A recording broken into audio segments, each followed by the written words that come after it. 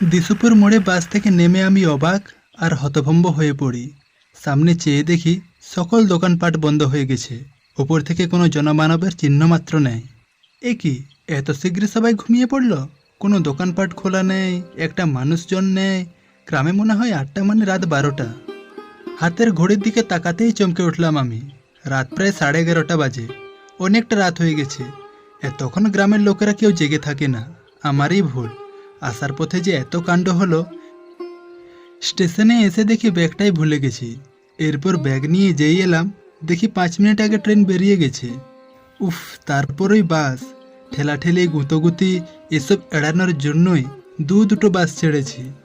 দুটো বাস ছেড়েছি ঠিকই, তবে এতটা যে রাত হয়ে যাবে তা আমি ভাবিনি। হয়তো অতটা অবাক হতে হতো না যদি না বাসের মধ্যে আরামে আমি ঘুমিয়ে ঘুমিয়ে আসতাম। সে যাই হোক, অনেকদিন পর গ্রামের বাড়ি এসেছি। অবশ্য এখনো পৌঁছায়নি। এই দিসুপুর মোড় থেকে মিনিট 30-এর জার্নি করলে আমার গ্রামের দেখা মেলে। এর মাঝে 3-4টে ছোট ছোট গ্রাম ও বিরাট এক নির্জন ফাঁকা মাঠ পেরোতে হয়। রাত প্রায় 11:30। এই নির্জন জায়গায় আমার মনে হয় না কোনো গাড়ি ঘোড়া দেখা পাবো। এই পথটুকু আমায় হেঁটে করেই যেতে হবে। মোড় থেকে ডানহাতি রাস্তাটায় হাঁটা দিলাম আমি। এ রাস্তা সোজা আমতলায় বার হচ্ছে। ওখানে আবার 3টি শাখায় ভাগ হয়েছে এই রাস্তা, আর তারই একটা ছুটে গেছে আমার গ্রামের দিকে। ডানহাতি রাস্তা ধরে কিছুটা পথ হাঁটার পর বাঁ পাশের এক ছোট্ট বাড়ির বন্ধ দরজার সামনে এসে পড়লাম আমি। দরজার ওপরের দেওয়ালে বাংলায় মোটা মোটা অক্ষরে লেখা, সাইকেল জমা রাখা হয়। আরে, এটা তো সোমেন জেঠুর বাড়ি। উনি আবার কবে সাইকেল জমা রাখতে শুরু করেছে? তবে কি এর আগে খেয়াল করিনি? না না, তা কি করে হয়। সে যাই হোক, সাইকেল রেখে ভালোই করেছে। যারা লেখাপড়া ইত্যাদি তেগিতে গাঁ ছেড়ে শহরের দিকে যায়, তারা প্রায় সকলেই এখানে সাইকেল আর মোটরসাইকেলগুলো জমা রেখে যায়। ভাড়া নিশ্চয়ই কম, সাইকেল প্রতি 10 টাকা আর মোটরসাইকেল প্রতি 20 টাকা। দরজার কড়া নেড়ে দেখি যদি বা সোমেন জেঠু জেগে আছে।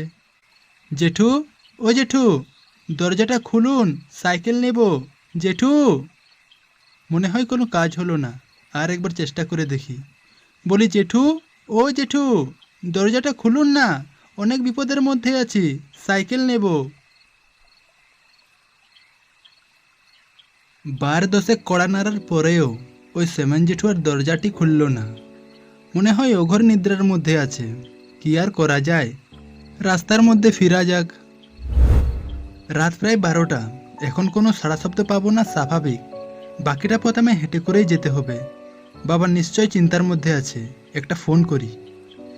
উফ, এই গ্রামেই এটাই সমস্যা, ফোন থেকেও ফোন করা যাবে না। সিগন্যালের যে এত কেন সমস্যা আমি আজ পর্যন্ত বুঝে উঠতে পারিনি।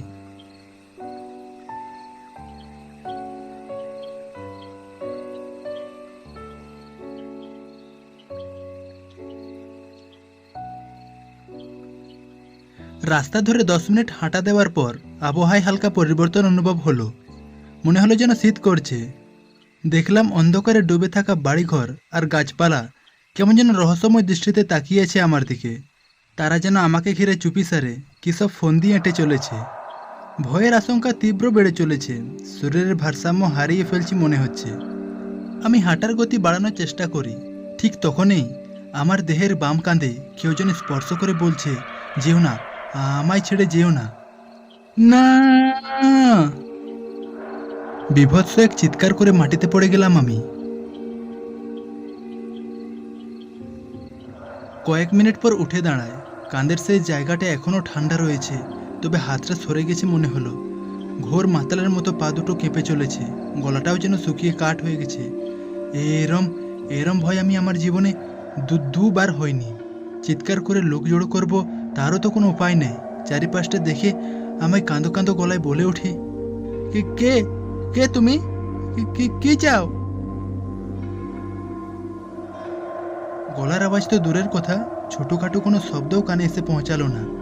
মনে সাহস জাগিয়ে আমি আবারও একবার বলে উঠি, কে কে তুমি? কোথায় আছো? কি চাও আমার কাছে? কয়েক সেকেন্ড কোনো সাড়া নেই। তারপর হঠাৎই এক ঘন কালো অন্ধকারে ফুড়ে ঠিক আমার কানের সামনে অশরীরী মৃদু ফাঁপা আর ভয়ানক ভাঙা ভাঙা স্বরে বলে উঠল, আমি কে কি হবে তা জেনে যে পথে এগোচ্ছিলি সে পথে এগিয়ে চল, তোর কোনো ক্ষতি আমি করব না, কিন্তু আমার কথার অন্যথা হলে তুই শেষ। শব্দের সাথে বেরোনো তার মুখের ঠান্ডা বাতাস আমার এক কানে ঢুকে আরেক কানে বেরিয়ে গেল। কে বলছে, কেন বলছে, আর থেকে বলছে আমার এতটুকু আন্দাজ নেই, তবে তার বীভৎস গন্ধ, এক দুর্গন্ধ সারা গায়ে গুলিয়ে গেল। আমি মুখ বুজে সামনের দিকে এগোতে লাগলাম। এরম অস্বস্তিকর পরিস্থিতির মধ্যে আমি এর আগে কোনো দিনও পড়িনি। কি হচ্ছে আর কেনই বা হচ্ছে এসব? ওই হাতখান কার ছিল? কেন আমার শরীরে এসে জড়ালো? আমায় কি ও মারতে চায়? কিন্তু ওর কথা শুনে এমনটা লাগলো না কেন? তো তুমি আমায় কোথায় নিয়ে যেতে চাও? আর কোথায় তুমি? কি হবে আমি কোথায় আছি জেনে? বললাম তো তোর কোনো ক্ষতি করব না আমি, যেভাবে এগোচ্ছিস এগোতে থাক। ওর এই বীভৎস কণ্ঠের স্বর আমায় কিছুতেই স্থির থাকতে দিচ্ছে না।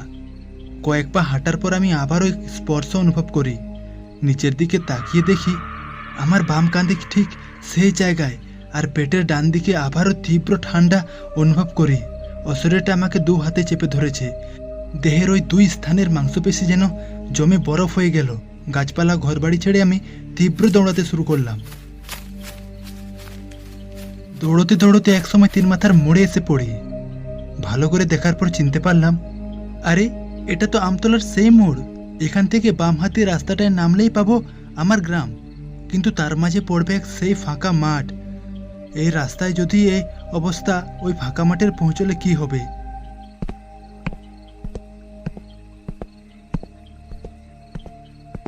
কয়েকক্ষণ আগে পর্যন্ত একটা কাকপক্ষীরও সাড়া শব্দ ছিল না, কিন্তু এখন মনে হচ্ছে কেউ যেন এদিকে ক্রমশ এগিয়ে আসছে। এই নির্জন জায়গায় এত রাত্রে কি আসবে?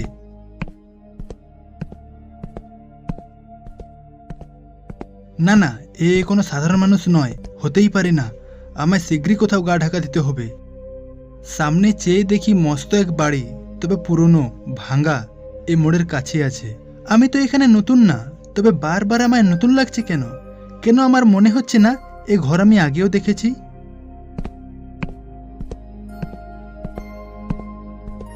না না, আর সময় নষ্ট করা ঠিক হবে না। আমায় ওই ভাঙা বাড়ির মধ্যেই আশ্রয় নিতে হবে।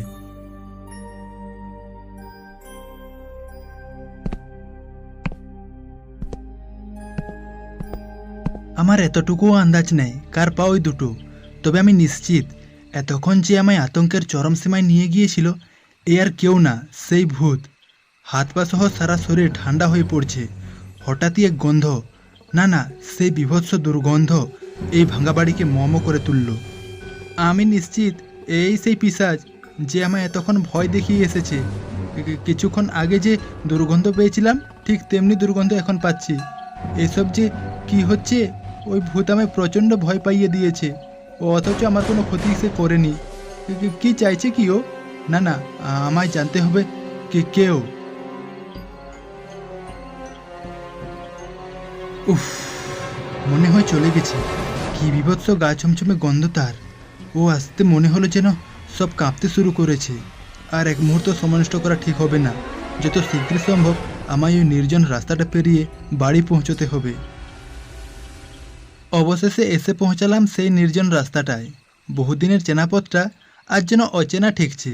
কিছুক্ষণ আগে অবধি চারিদিকটা ছিল ঘন অন্ধকারে ঢাকা, কিন্তু এই পথে পৌঁছতে দেখি কোত্থেকে যেন মৃদু মৃদু সব আলো পড়ছে। বট, অসৎ, শেওড়া, চারিপাশে গাছগুলো যেন এক দৃষ্টি চেয়ে আছে। এই চাহনি দেখে মনে হচ্ছে কোন এক অশরীরীর দল অতিথির অপেক্ষায় সেজেগুজে বসে রয়েছে। যাই হোক বাবা, এবারে মাঠ পেরোতে পারলেই বাঁচি। সে পিশাচ আর পিছু নেয়নি মনে হয়। এই সুযোগ যত শীঘ্র সম্ভব আমাকে রাস্তা পেরোতে হবে। কি ভাইপো, বাড়িতে সব ভালো তো? হঠাৎই এক শব্দ ভেসে এলো কানে। সামনে চেয়ে দেখি কেউ নেই। এই রাত দুপুরে ফাঁকা মাঠে কে আমায় ভাইপো বলে ডাকবে? হয়তো আমারই শোনার ভুল। কয়েক ঘন্টা আগে থেকে সব কিরম উল্টো চলছে। এরম ভুলভাল শব্দ কানে আসা স্বাভাবিক। অতশত না ভেবে সামনের দিকে এগিয়ে যায়। কি ব্যাপার কি ভাইপো, না বলেই চলে যাচ্ছ? কে কে কথা বলছে? আরে আমি আমি আমি বলছি। আওয়াজ ক্রমশ এসে চলেছে, কিন্তু কোত্থেকে আসছে বুঝে উঠতে পারছি না। হঠাৎই এক গাছের ডাল নড়ে আর আমার চোখ দুটো ওই ডালে পড়ে। ওই দেখো, এতক্ষণ তাহলে এই আমায় আওয়াজ দিচ্ছিল, কিন্তু কে? এই মানুষ রূপে ভূত কে? কি হলো ভাইপো, এবার দেখতে পেয়েছো? এ কি, ও তো আমার হলো কাকু। কিন্তু কাকু যে আর বেঁচে নেই, মারা গিয়ে বহু বছর হয়ে গেছে। হ্যাঁ ঠিক বলেছ, বহুদিন আগে মারা গেছি। তবে কি বলতো ভাইপো, সেদিনের সেই অপূর্ণ ইচ্ছেটা পূর্ণ হয়নি বলে আমায় উপরে নিয়ে গিয়েও নিয়ে যায়নি। অপূর্ণ ইচ্ছে? কি ইচ্ছে তোমার অপূর্ণ রয়ে গেছে? সেদিনের ঝগড়ার সময় আমি বলেছিলাম, যতদিন না তোর রক্ত আমি পান করব ততদিন আমার শান্তি নেই, আর আজকের মতো সুযোগ দ্বিতীয়বার আসবে না। কি? কাকু আমার রক্ত চাই? আমায় খেতে চাই? না না, আমি এক্ষুনি মরতে চাই না। তুই দাঁড়া, আমি আসছি তোর কাছে। না,